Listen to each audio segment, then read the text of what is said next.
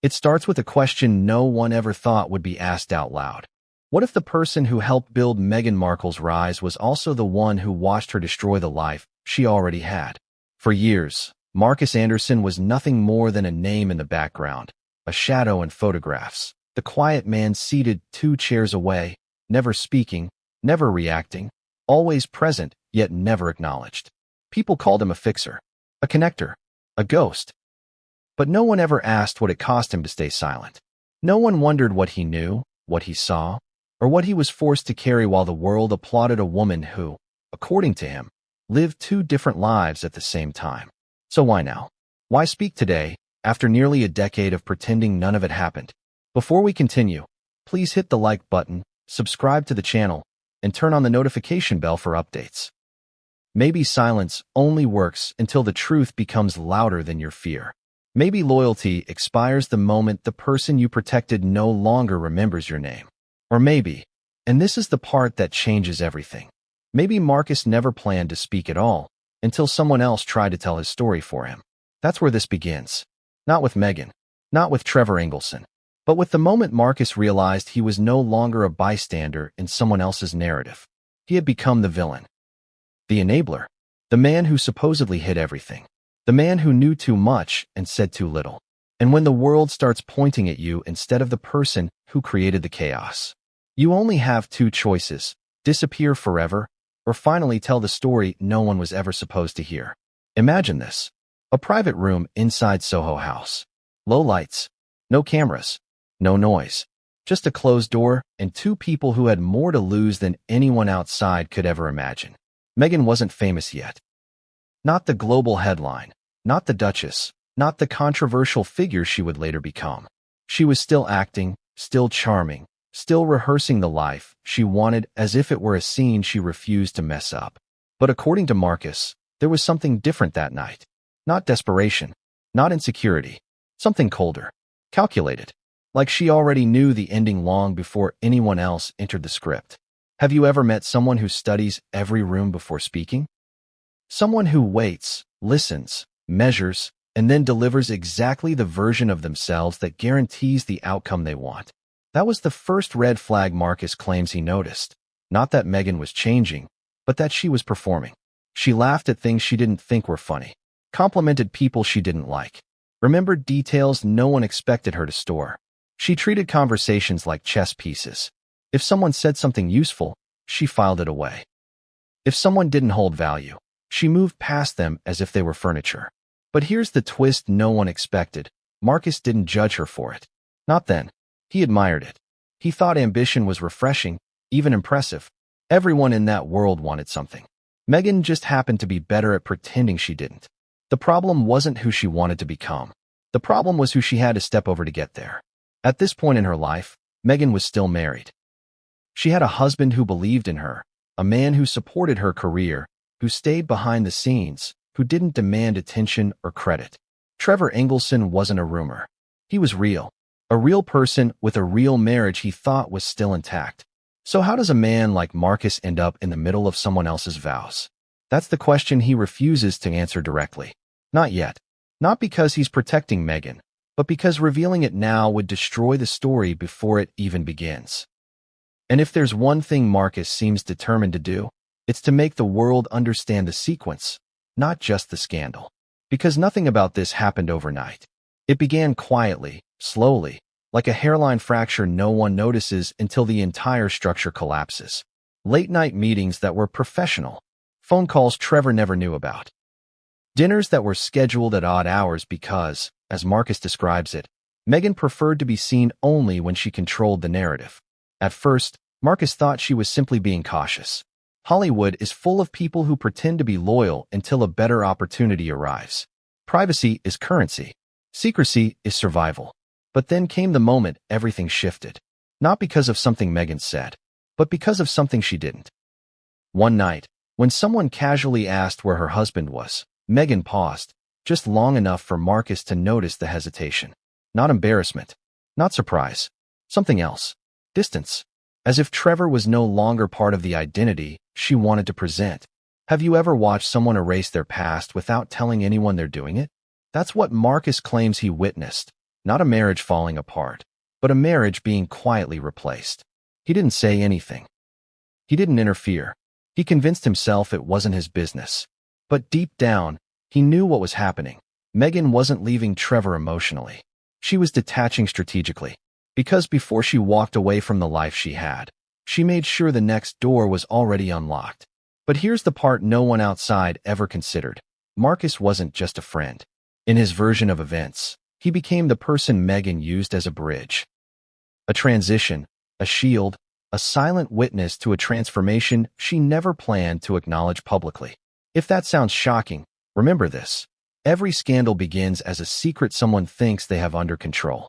According to Markus, Meghan believed she could manage every variable. But control is a dangerous illusion. The higher the stakes became, the more reckless the decisions grew. Eventually, she stopped worrying about who might notice. Or worse, she assumed everyone around her was too dependent to walk away. But people don't stay silent forever. Not when they've been pushed out. Not when they've been rewritten. Not when the person they protected pretends they never existed. Markus says he learned that lesson the hard way. For years, he defended Meghan, even when it meant damaging his own reputation. He refused interviews, declined comment, turned down offers that would have paid him more money than he ever expected to see in his career. All because he believed loyalty meant staying quiet, even when the truth could have cleared his name.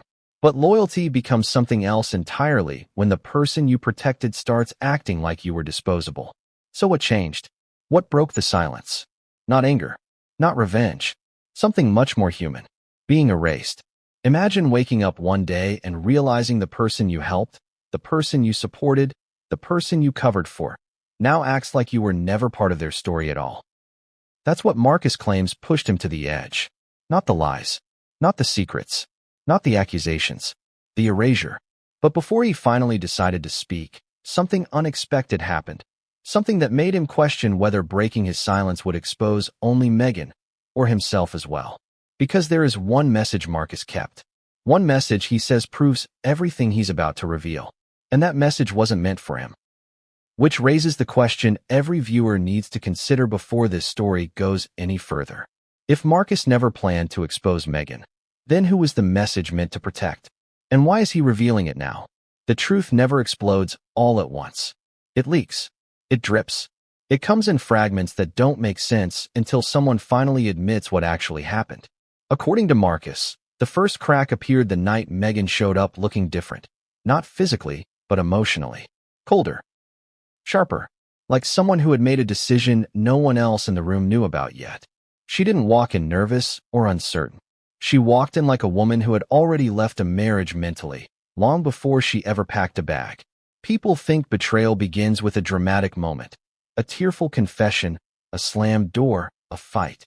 But Markus claims it begins long before that. It begins with silence, with secrets that feel harmless, with tiny shifts in behavior that only someone paying close attention would ever notice. So why was he paying attention? Because Meghan made sure he did. There's a difference between friendship and being useful. Markus didn't realize it at first, but according to him, Meghan blurred that line so subtly that he didn't notice he was crossing it until he was already too far on the other side. She invited him into her world, but only the version she wanted him to see. She shared stories, but only the ones that made her look trapped, misunderstood, unsupported. She talked about feeling invisible, about wanting more, about being held back. Not by Trevor's actions, but by the life she no longer wanted to admit she had chosen. Have you ever listened to someone describe their situation so convincingly that you forget there might be another version of the truth? That's what Markus says he fell into. A narrative that sounded less like reality and more like a script being rehearsed for a future audience. The irony is almost painful. Meghan didn't need to ask Markus to choose sides. She just needed to make him believe there weren't two sides at all. That's how control works. Not through force, through framing. According to Markus, the shift became undeniable when Meghan began changing the way she spoke about her marriage. At first, she referred to Trevor as her husband, then as her partner, then simply as someone she used to know, all while still legally married. Most people would call that emotional distancing. Markus calls it preparation. But here's the part that complicates everything. Markus wasn't the only person noticing the change. People inside the circle started whispering. Not loudly, not rudely, just quietly enough to suggest they understood something was happening beneath the surface. And yet no one confronted her. Why? Because Meghan had a talent, not just for charm, but for creating consequences without ever stating them directly. If you challenged her, you didn't get yelled at. You got excluded. Conversations stopped including you. Invitations disappeared. Eyes slid past you like you no longer existed. Silence as punishment. Approval as reward. Markus claims he didn't realize how dangerous that dynamic was until it happened to someone else. A woman who asked a simple question one night. How's Trevor handling all the travel? And suddenly wasn't invited back. No explanation. Just gone. That was the moment Markus says he understood two things at once. First, Meghan controlled access. Second, access was how she controlled people. The more someone needed to stay in her world, the easier they were to manage. The moment someone became useless, they vanished. But Markus didn't think he was disposable. Not then.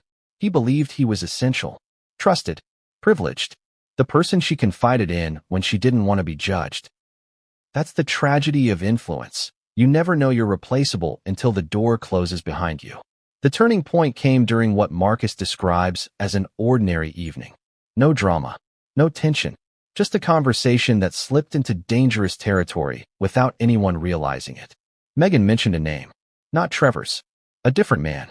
She said it casually, like someone mentioning a coworker. But there was something in her voice, something too careful, too rehearsed. It wasn't what she said that unsettled Markus. It was what she refused to explain. And once you notice someone hiding something, you can't unsee it. That's when the late-night texts started. Short, urgent, vague. Messages that didn't match the calm story she presented to everyone else. Markus says he didn't respond at first. Then curiosity won. Then concern. Then something he still refuses to label. Because here's the uncomfortable truth he wants people to understand. Scandals don't begin with intention. They begin with justification. Meghan justified everything.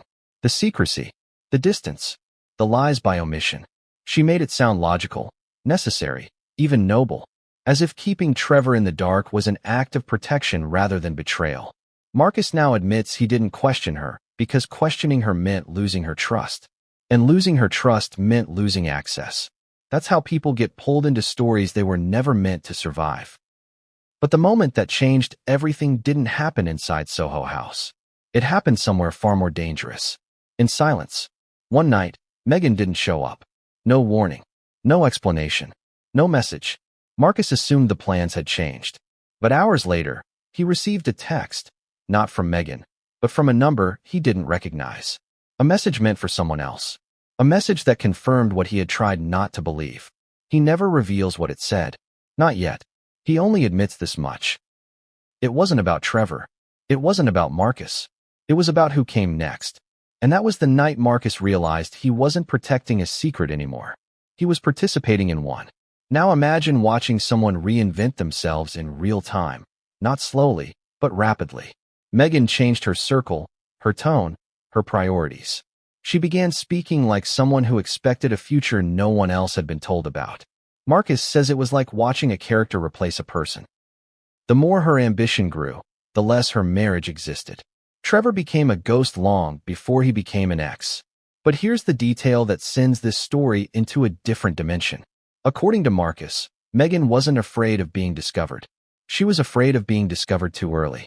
Timing mattered more than truth. And timing, he claims, was the only reason the world didn't learn everything sooner. So why didn't Markus walk away? Because walking away would have required admitting he had crossed a line.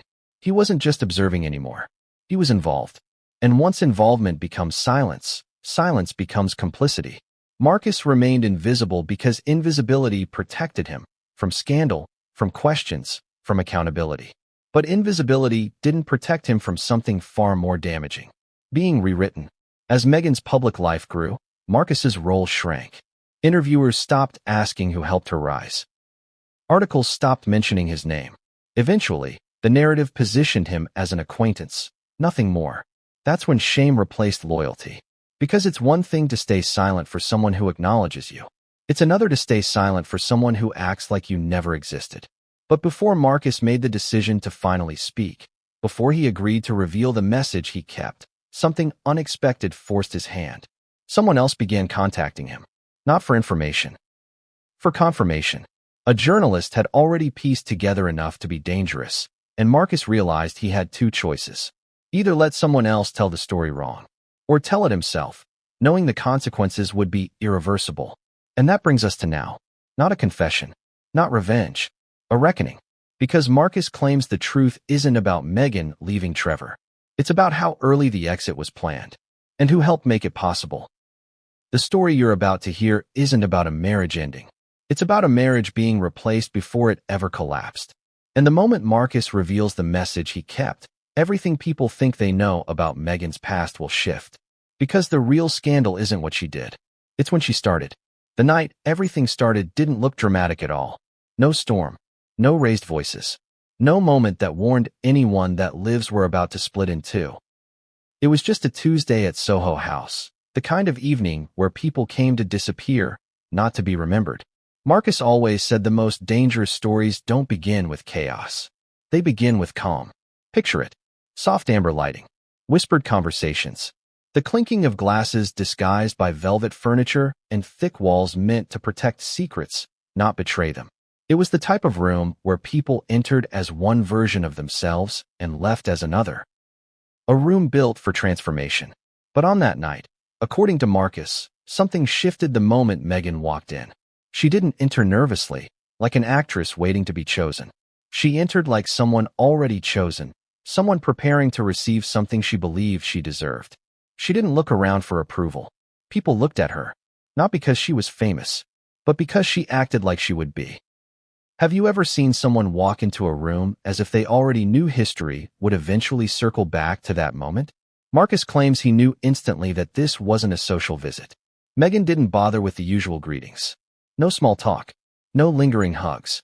She went straight to the private corner that wasn't reserved for her, but somehow became hers the moment she took the seat.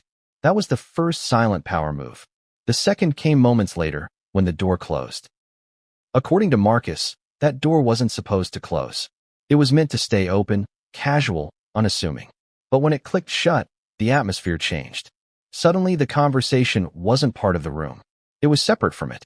Private. Intentional. As Markus tells it, he wasn't expecting anything unusual. Meghan had requested the meeting, but that wasn't rare. She often reached out when she wanted something, not attention, but access. Not comfort, but control. She knew Markus could open doors without ever touching them. But this time, she didn't start with a joke or a story. She didn't soften him up. She sat down, folded her hands, and waited. Not like someone searching for words, but like someone waiting for him to ask the question she didn't want to initiate herself. It wasn't what she said next that stunned him. It was how she said it. No hesitation. No guilt. Just certainty. She told him she needed privacy. More than usual. That people were asking questions. That someone, she didn't say who, was starting to notice her patterns. She claimed her marriage was complicated, that Trevor didn't understand the pressure she was under, that she felt trapped in a life that didn't match who she was becoming. Markus didn't know what to say. He wasn't her therapist. He wasn't her manager. He wasn't even her closest friend, though she treated him like one when it suited her. He was the person she came to when she needed a solution without consequences. Have you ever been pulled into someone's crisis before realizing you were never supposed to escape it? That's what Markus describes. At first, he assumed she was venting. Hollywood marriages strain all the time. Distance can turn affection into background noise. But then Meghan lowered her voice, not because she was scared someone might overhear, but because she was preparing to cross a line. She told Markus there were things Trevor didn't need to know. Not yet. Not ever. She didn't ask Markus to lie. She just made it clear that telling the truth would ruin her future. That's when the meeting moved from casual to dangerous. Not legally, but morally. Markus had two choices. Listen, or leave. And walking away would have told Meghan everything she feared, that he couldn't be controlled. So he stayed. That's when she said something that Markus claims he never forgot. Not because of the words, but because of the tone. Calm. Measured. Almost practiced. She said she was evolving. Not struggling. Not conflicted. Evolving. As if her marriage wasn't breaking, it was being outgrown.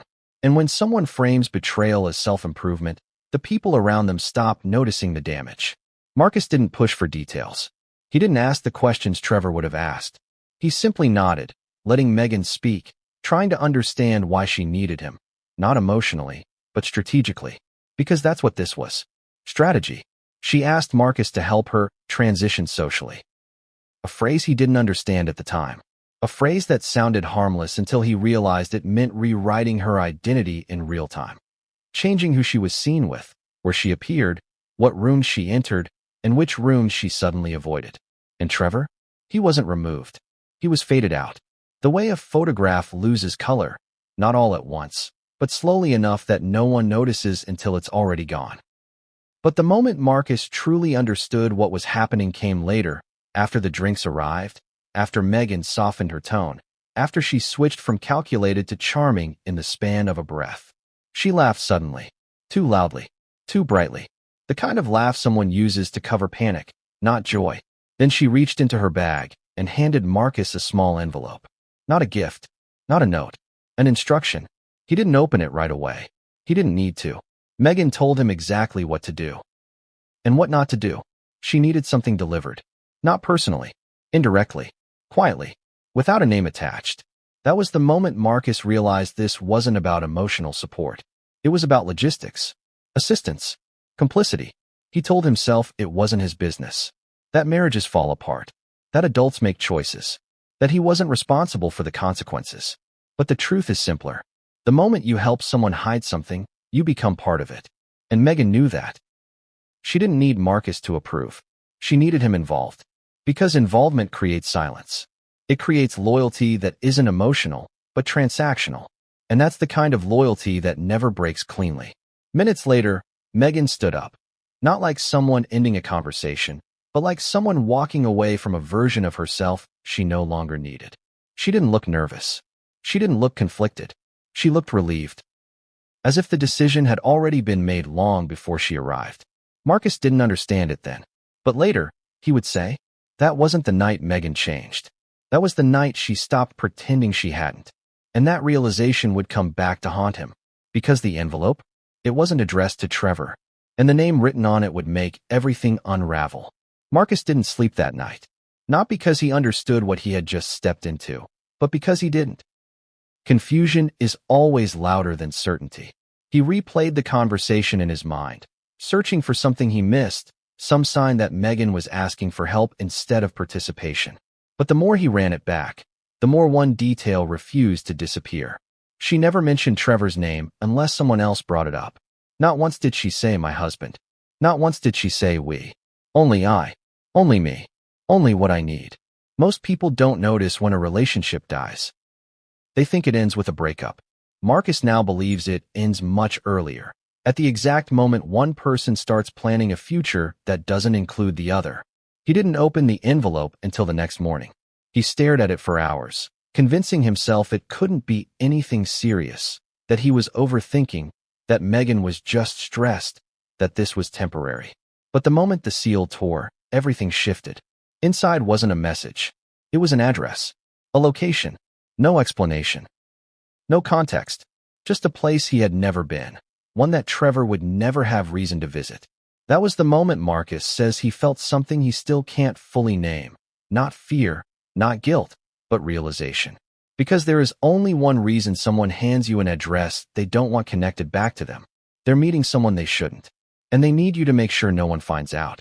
Markus didn't know what to do. He didn't confront Meghan. He didn't throw the envelope away.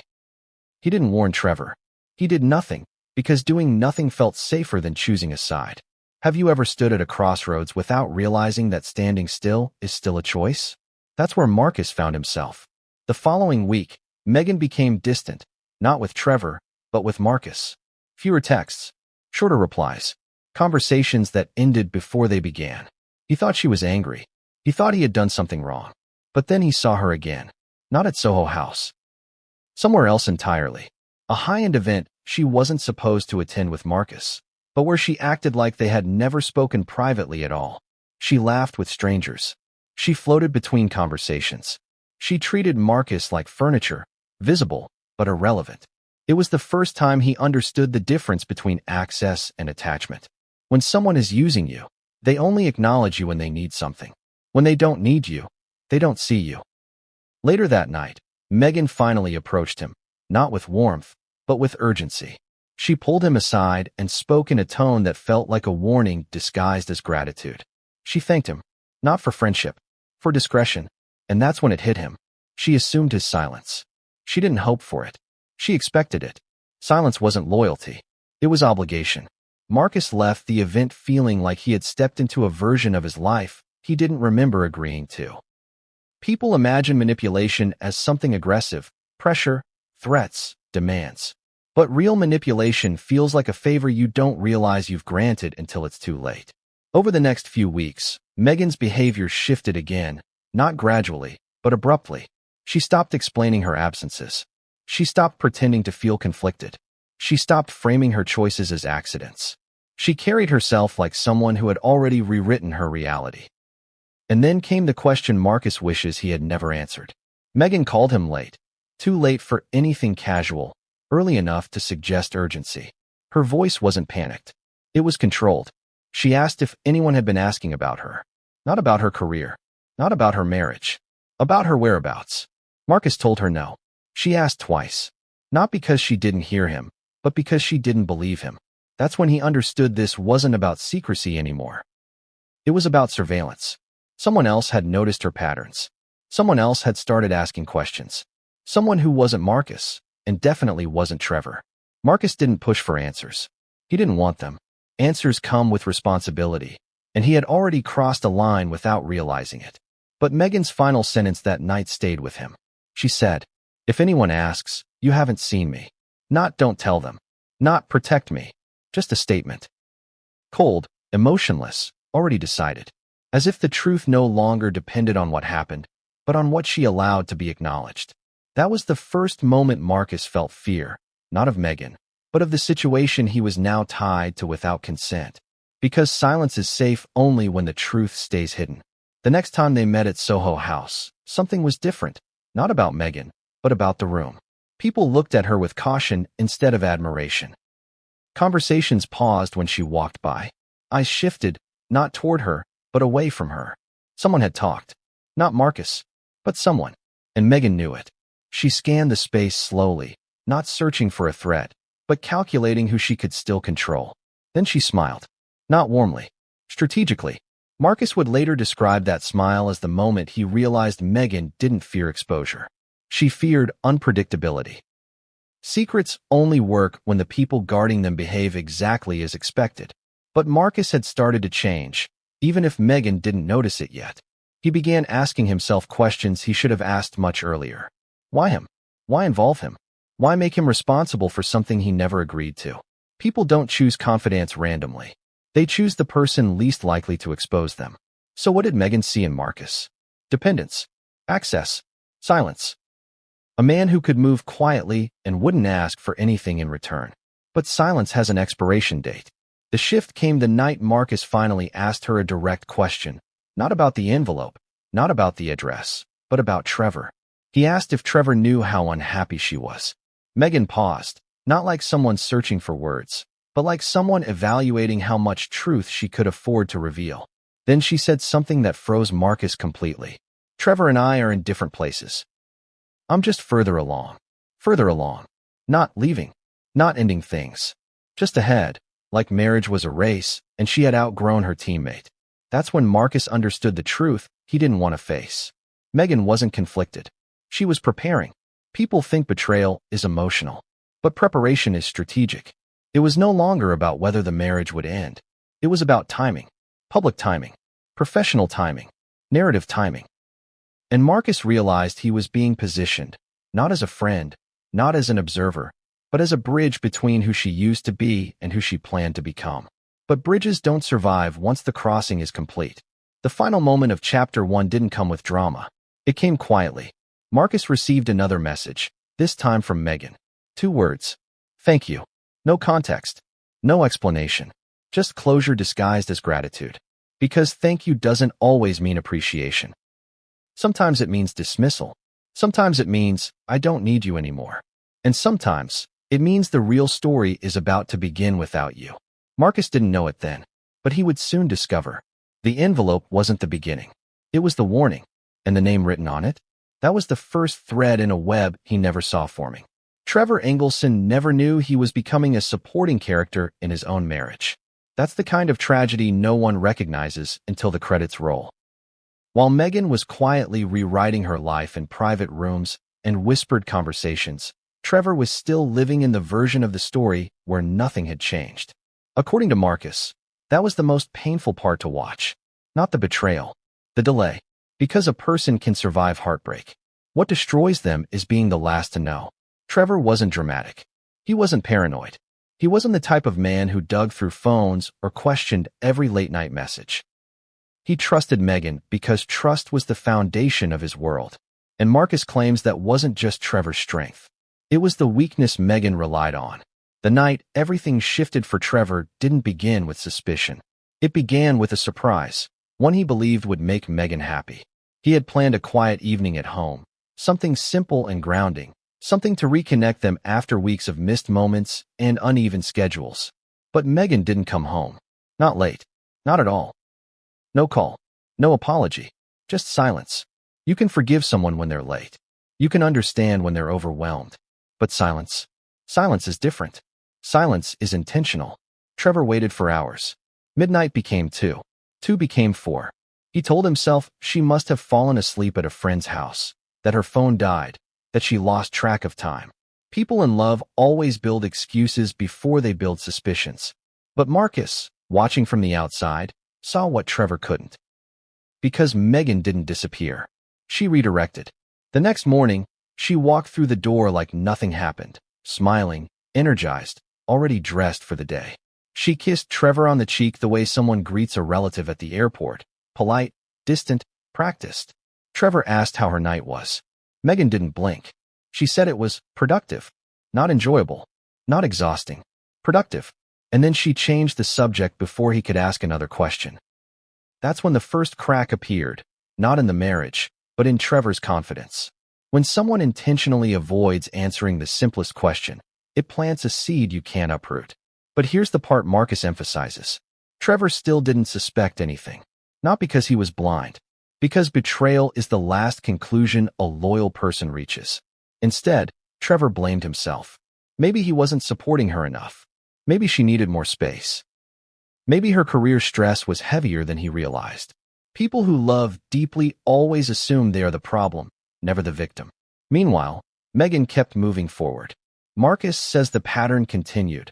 Late nights, vague explanations, shifting energy, but always with just enough warmth to keep Trevor from breaking.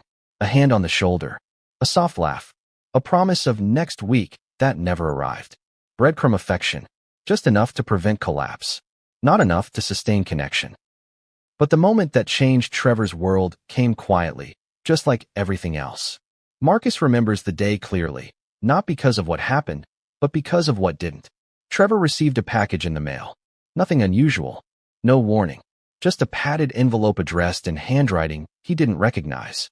He opened it expecting something ordinary. Instead, he found something that made no sense at all. Inside were 2 items. A key, and a note with an unfamiliar address. No explanation. No sender. Just a location that didn't match anywhere Trevor had ever been. He assumed it was a mistake. Wrong delivery. Someone else's mail. But his name was written clearly. No confusion, no error. Then came the detail Markus can't forget. When Meghan saw the envelope, she didn't ask what it was. She froze. Just for a second. But long enough for Trevor to notice something he had never seen before. Fear. Not panic. Fear. The kind someone tries to smother before it reaches their eyes. Trevor asked if she knew what it meant. Meghan said no. Too quickly. Too confidently. Like someone reading a line they memorized, not a thought they formed. But Trevor didn't push. Because when you love someone, you don't interrogate them. You wait for them to tell you the truth. He didn't know the truth wasn't coming. Markus says that was the day Trevor shifted internally, not into suspicion, but into confusion. And confusion is where trust goes to die. Slowly. Quietly. Without anyone noticing until it's already gone. Over the next few weeks, Trevor tried harder. More dinners, more questions, more attempts at closeness. He became the version of himself Meghan once appreciated, supportive, attentive, grounded. But Meghan wasn't the same audience anymore. She pulled away without physically leaving. She answered questions with smiles instead of words. She replaced conversations with distractions. When Trevor tried to express concern, she told him he was overthinking, that everything was fine, that she just needed space to grow. Growth can be a beautiful thing, until someone uses it as a weapon. Meghan wasn't growing with Trevor. She was growing away from him. And Markus, watching from the outside, realized the truth. Meghan wasn't struggling to leave the marriage. She had already left. She was just waiting for the right moment to make it official. But here's the part that changes everything. Trevor wasn't the only person being kept in the dark. Because while Trevor was trying to save what he believed still existed, someone else was already stepping in. Someone whose name would eventually surface. Someone Meghan never expected would become part of the story. And Markus? He was the only person who could see both sides of the collapse. The man who thought he was still a husband, and the woman who had already rewritten her future. But the most devastating moment hadn't happened yet. Not the separation, not the confrontation, not the end. It was the moment Trevor found something that proved everything he feared. Something he should have never opened. Something that wasn't meant for him at all.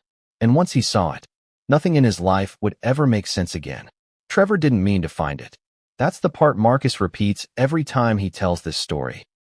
Not to defend Trevor, but to make it clear that what happened next wasn't driven by suspicion, snooping, or jealousy. It was an accident. A moment so ordinary that no one could have predicted it would become the turning point of an entire marriage. It happened on a Sunday afternoon, the kind of day that should have been uneventful. Meghan was getting ready to leave for yet another last-minute meeting, the kind Trevor didn't question anymore, because questioning only created distance.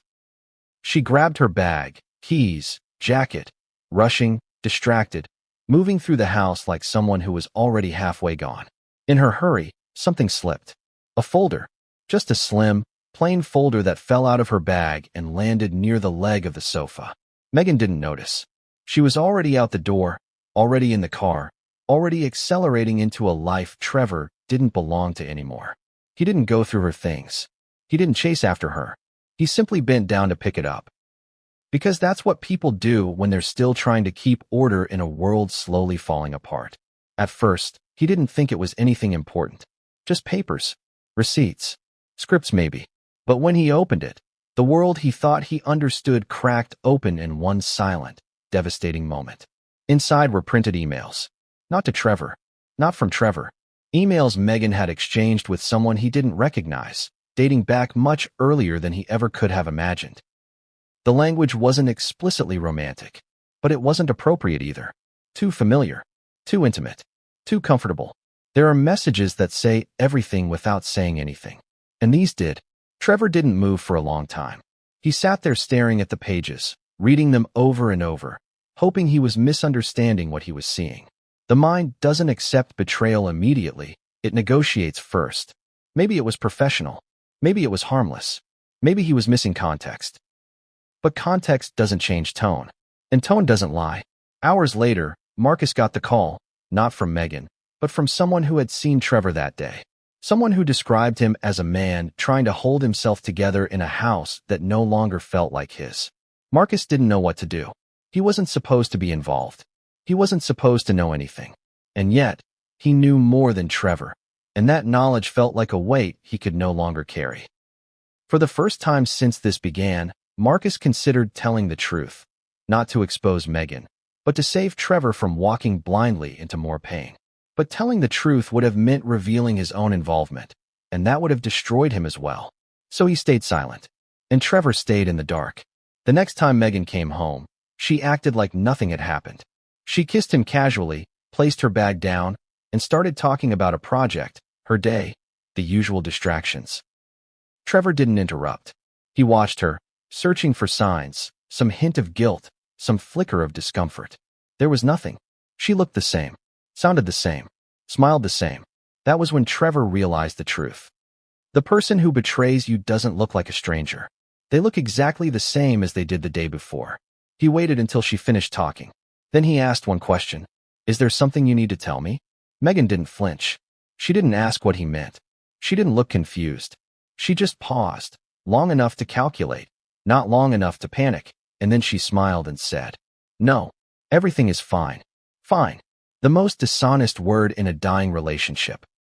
Trevor didn't confront her again. Not that night. Not the next. Because confrontation requires certainty, and certainty is the last thing a wounded person reaches for. Instead, he watched. Quietly. Closely. Painfully. He noticed the late-night texts she turned face down. He noticed the sudden need for privacy. He noticed how often she left the room when her phone rang. He noticed the growing distance, not measured in space, but in silence. Meanwhile, Markus was watching from the outside, feeling something he had never felt before: responsibility. He could see what Trevor couldn't. He could see what Meghan refused to acknowledge. And for the first time, he realized this wasn't just a secret. It was a countdown. Every lie has an expiration date, and Meghan's was getting closer. But the breaking point didn't happen because of the emails. It didn't happen because of the distance. It didn't even happen because of the missing nights. It happened because of one object, something small, unexpected, and impossible to explain. A gift. Trevor had given Meghan a present months earlier, something personal, something symbolic, something that meant more to him than she ever realized. One evening, while cleaning up, he found it tucked away in a drawer. Not worn, not used, not cherished, just hidden, like something she wanted out of sight but not gone. A placeholder. That was the final confirmation, not of cheating, but of detachment. When someone hides a gift, they aren't protecting it. They're avoiding it. Trevor didn't cry. He didn't yell. He didn't fall apart. He sat alone in silence, realizing he was fighting for a marriage that only existed in his memory. And Markus, hearing this secondhand, understood something devastating. Trevor wasn't losing Meghan. He had already lost her. He just hadn't been told yet. The unraveling accelerated from there. Missed anniversaries, canceled plans, emotional distance disguised as exhaustion, and a new phrase Meghan kept repeating. "I just need time. Not time to fix things. Time to leave cleanly. Time to rewrite the story so she could exit as the hero instead of the one who walked away first." But before Meghan officially ended the marriage, before she packed the final bag, before she mailed the ring back, before the world learned she was suddenly single, there was one moment Markus says he will never forget. A moment that didn't happen between Meghan and Trevor, but between Markus and Trevor. Because Trevor finally reached out. Not angrily, not accusingly, just quietly. He asked Markus a single, heartbreaking question. "Do you think she still loves me?" Markus didn't answer. Not because he didn't know, because he did. And the truth would have destroyed what little Trevor had left. But silence was an answer, and Trevor felt it. From that moment on, everything moved fast, too fast, like Meghan had been waiting for the door to open so she could run through it without hesitation. The marriage ended with a decision Trevor didn't make, and a timing he didn't control. But the story didn't end there, because Markus would soon discover something far more shocking. Meghan didn't just move on. She had already moved forward, with someone no one expected, someone connected, someone powerful enough to change her future. And the envelope Markus received? That wasn't a coincidence. It was the first step. There's a moment in every transformation when the past stops being an anchor and becomes a prop, something someone uses only when it benefits the story they're trying to tell. According to Markus, that moment came long before Meghan became a household name, long before the headlines, long before anyone outside their circle knew his name at all. It started quietly, not with fame, with access. Because access is more powerful than talent. Access opens doors before the world knows your face. And Meghan understood that better than anyone Markus had ever met. At this stage, she wasn't just attending Soho House. She was curating her presence there. She didn't socialize randomly. She moved with intention, like someone who studied a room the way a surgeon studies an anatomy chart, identifying pressure points, weak spots, and opportunities. Most people enter a space to blend in. Meghan entered to be noticed, but selectively. Have you ever met someone who doesn't want attention from everyone, just the right ones? That's how Markus describes it. She didn't waste conversations. If someone couldn't offer value, career, status, reach, she smiled politely and moved on, like a politician shaking hands without remembering names. At first, Markus thought it was ambition. Later, he realized it was strategy. There's a difference. Ambition wants success. Strategy plans the route, the obstacles, and the shortcuts. Meghan wasn't climbing. She was repositioning. And Markus became the silent witness to a process no one realized was happening. Not because she was hiding it, but because she executed it so naturally that people mistook intentional behavior for personality. The shift became undeniable the night Markus caught her rehearsing, not lines for an audition, but a conversation. Not in front of a mirror, but under her breath, pacing slowly, practicing tone, timing, and facial expressions like someone preparing for a negotiation rather than a social interaction. He asked what she was doing. She laughed, said she was just getting her thoughts straight. But according to Markus, the truth was much more calculated. She wasn't preparing what to say. She was preparing how to be perceived. And perception was the currency she guarded more fiercely than anything else. The next phase of her reinvention didn't involve cutting people out. It involved rearranging them. People who once had central roles in her life were quietly pushed to the edges. People she barely knew were suddenly elevated, introduced, showcased. Not because she felt closer to them, but because being close to them made her look closer to the life she wanted. Markus saw it happen in patterns. New friend groups, new invitations, new routines. And the most striking part wasn't the change itself. It was how effortlessly she made it look natural, like she wasn't leaving a world behind, but simply drifting into one that better suited her. But here's where the story darkens. Meghan didn't just remove Trevor from her public identity. She began erasing him privately. Photos came down. Mentions stopped. Future plans quietly dissolved. And Markus realized something unsettling. Meghan wasn't rewriting her future. She was retroactively editing her past. People think reinvention is about addition, but sometimes it begins with subtraction. So how did Markus become more involved? Not because he volunteered, because Meghan positioned him there. She started asking him to filter certain situations, who should be told what, which gatherings she should skip, which ones she should attend only if cameras were present, and which ones she needed to arrive at with someone else. Not romantically, but symbolically. Image management. Reputation construction. Brand building before the brand existed. Markus didn't see the danger, not then. He told himself she was just navigating a competitive industry. Actors reinvent themselves all the time. But this wasn't reinvention. This was replacement. Step by step, Meghan removed the version of herself connected to Trevor and replaced it with a version curated for a future Trevor wasn't part of. And then came the first real turning point. Not dramatic, barely noticeable. But in hindsight, Markus says it was the moment he should have walked away. Meghan asked him to introduce her to someone. Not a celebrity, not a director, but a person deeply connected in the social networking world. Someone who could open doors faster than auditions or agents ever could. She didn't want a role. She wanted position. She told Markus she needed to expand her influence. Not her craft. Her influence. The wording haunted him later. Influence isn't about who you are. It's about who believes in your value. And Meghan was building belief before she built proof. The meeting happened 2 weeks later. Carefully arranged, discreet, not at Soho House, but at a private apartment where high-profile introductions were made quietly. Meghan arrived early. She wasn't nervous. She didn't ask what to say. She already knew. The conversation flowed smoothly, too smoothly. She didn't just charm. She mirrored. She adapted. She became exactly what the other person needed her to be. That's when Markus realized something chilling. Meghan wasn't rising because of luck or opportunity. She was rising because she could shape-shift emotionally without ever losing control. People liked her instantly, not because she revealed herself, but because she reflected them. Everyone saw what they wanted to see, and no one saw what she didn't want visible. The meeting ended successfully. But as they left, Meghan did something Markus still remembers vividly, something he ignored at the time, but now considers the key to everything. She asked, "Do you think they'll remember me?"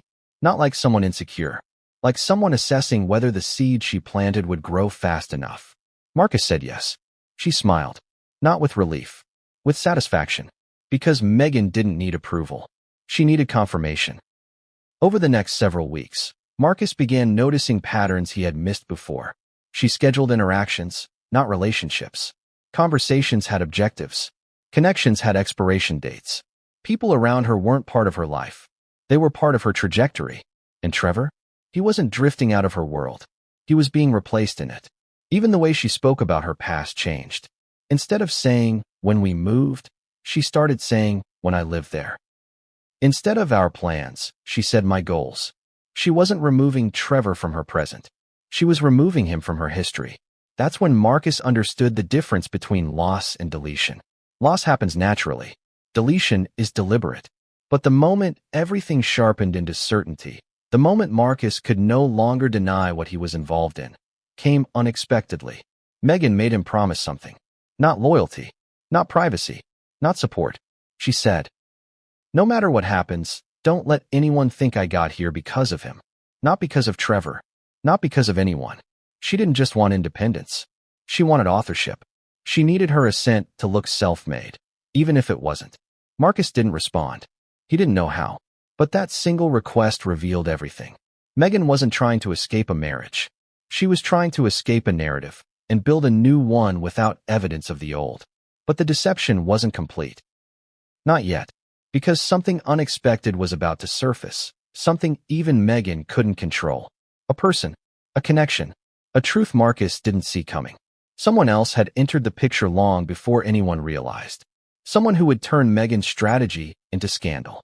And the first clue appeared not in words, but in a single, unexplained action. The unexplained action didn't happen in a dramatic setting. It didn't happen during a fight, or a confession, or a moment that would make sense in a movie. It happened on a completely ordinary afternoon, the kind of moment people forget unless it changes everything afterward. Markus was sitting at a table near the back of Soho House, reviewing schedules, when Meghan walked in, not alone, not smiling, and not acting like someone who wanted to be recognized.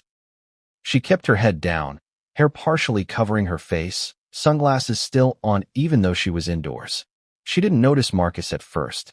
What she did notice was the man already waiting for her. He wasn't famous.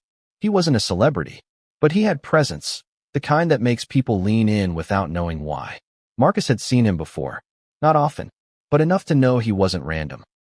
Meghan sat down across from this man with a familiarity that didn't match the version of her life she was presenting publicly. She didn't greet him like a friend. She greeted him like someone already in the middle of an ongoing conversation. Markus watched, not because he was suspicious, but because something about the meeting felt different, heavier, intentional. There was no laughter, no small talk, no hesitation. Meghan wasn't performing. She was negotiating.